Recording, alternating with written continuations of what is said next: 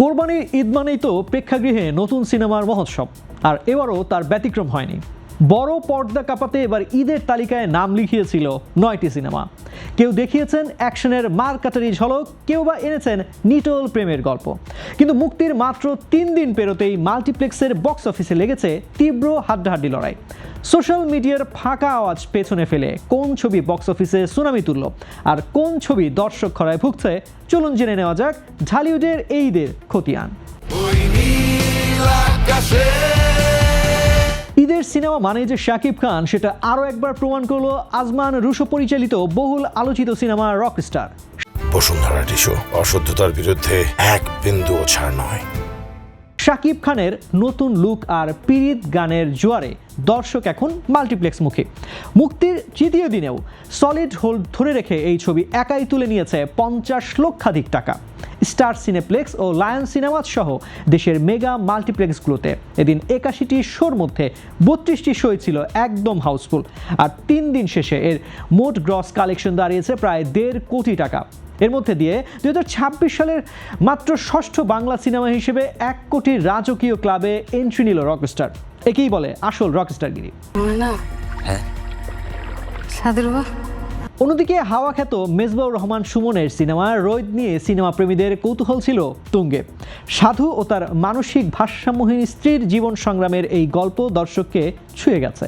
পাশাপাশি এই সিনেমার সিনেমাটোগ্রাফি ও গানে মুগ্ধ হয়েছেন অনেকেই। মুক্তির তৃতীয় দিনেও ডাবল ডিজিট বজায় রেখে ছবিটির ঝুলিতে এসেছে প্রায় 16 লক্ষ টাকা। 3 দিন শেষে এর মোট কালেকশন প্রায় 37 লক্ষ টাকা, যা এই ঈদে সিনেমার তালিকায় দ্বিতীয় অবস্থানে রয়েছে। আপনি কি হেলেন নাকি বনলতা সেন? পিছিয়ে নেই সরকারি অনুদানের সিনেমা বনলতা সেনও। কবি জীবনানন্দ দাশের চরিত্রে খাইরুল বাশার আর বনলতা চরিত্রে মাসুমা রহমান নাবিলার কেমিস্ট্রি দেখতে দর্শকরা ভিড় করছেন। তৃতীয় দিনে 11টি শো থেকে এই ছবির আয় প্রায় 8 লক্ষ টাকা এবং 3 দিন শেষে মোট গ্রস প্রায় 17 লক্ষ টাকা। আরিফিন শুভ ও বিদ্যা সিনহা মিম জুটের অ্যাকশন রোমান্টিক ছবি মালিকের প্রতি দর্শকদের ভরসা এখনও রয়েছে। এই সিনেমার আইটেম গানগুলি পেয়েছে দর্শক জনপ্রিয়তা।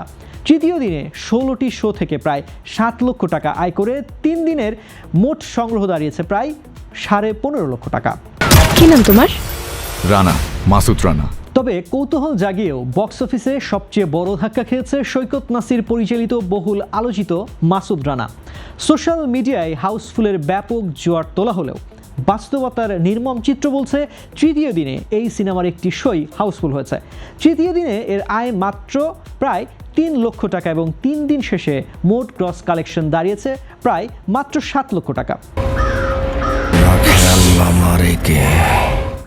ঈদের এত বড় বাজারে একদমই পিনিক তুলতে পারেনি শবনম বুবলি ও আদর আজাদের পিনিক সিনেমাটি।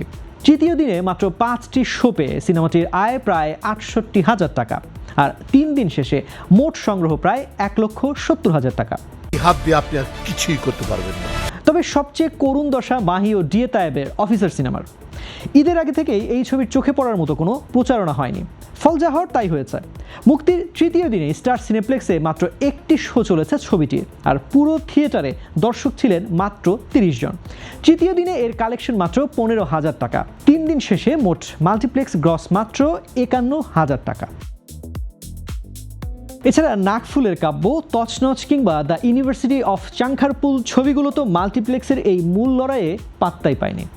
আর এই 9টি সিনেমার মধ্যে আপনার ভালো লেগেছে কোন সিনেমাটি তা কমেন্ট বক্সে জানাতে একদমই ভুলবেন না।